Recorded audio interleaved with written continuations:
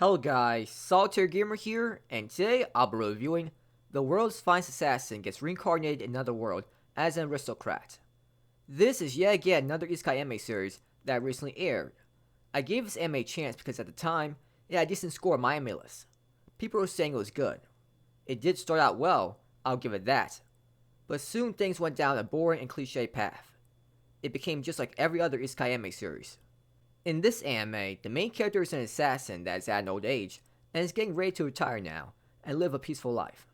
His organization though ends up betraying him and he gets killed. He is given a second chance at life when gods offers to let him be reborn in another world. There's a catch though. He must kill the hero in this world, and he only has 18 years to do so. He agrees and gets reborn within a family that has a long history of being assassins. His name is now Lug, and he's working to make sure he kills the hero before time is up. At first, there are many things that draw you into watching this isekai anime series. The protagonist doesn't hesitate on killing people, and will do the job if he thinks the person deserves to be killed. He isn't afraid to kill. It's refreshing to see a protagonist be this rational. Luke is pretty serious most of the time, and it's cool that he's very skilled at killing and using magic. The major mystery that will draw your interest is you're left wondering, why does the gods want the hero to be killed? You can't help but be curious. It's such an odd request by a goddess. You're left in anticipation what will happen once Luke meets the hero. It's also pretty entertaining seeing Luke plan out these well thought out plans to kill his targets, complete his missions, and improve his skills. There is just so many things to like about for this anime series. And then it did the same thing that the anime Aristocrat did, which is focused on the harem rather than the plot. I was fine with Aristocrat doing this because it's a trashy show with not much of a plot. But I was disappointed that this anime series went down the same path. Just why? The plot is enough to keep people's interest. Why focus on the harem scenes instead? So the anime focuses on Luke gathering up his harem and being the knight in shining armor that saved these girls from despair. It was pretty cliche and hard to watch, especially with the character Maha. So you're telling me Maha was stuck being ordered around by these awful guys, and they just happened to never do anything terrible to her. They did all these terrible things to the girls around her that she was with, but not her.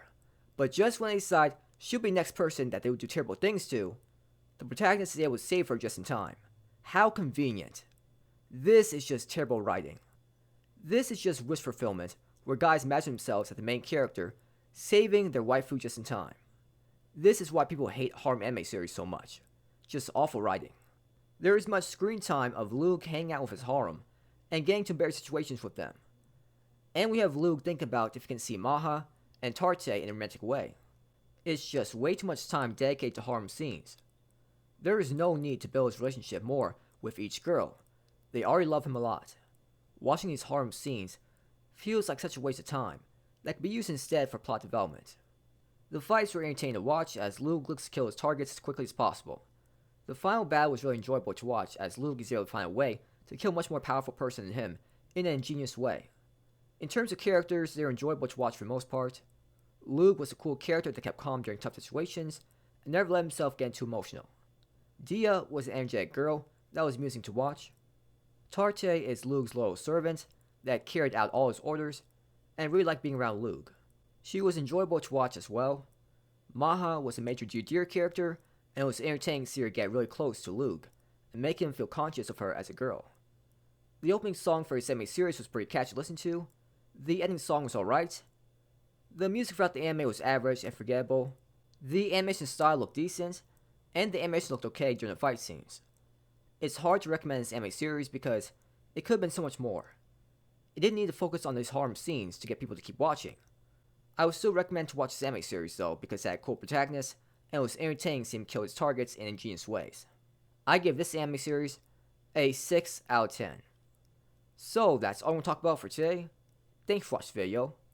Have a good day or night wherever you are, and please like and subscribe if you enjoyed this video, and please comment if you found anything interesting in the video.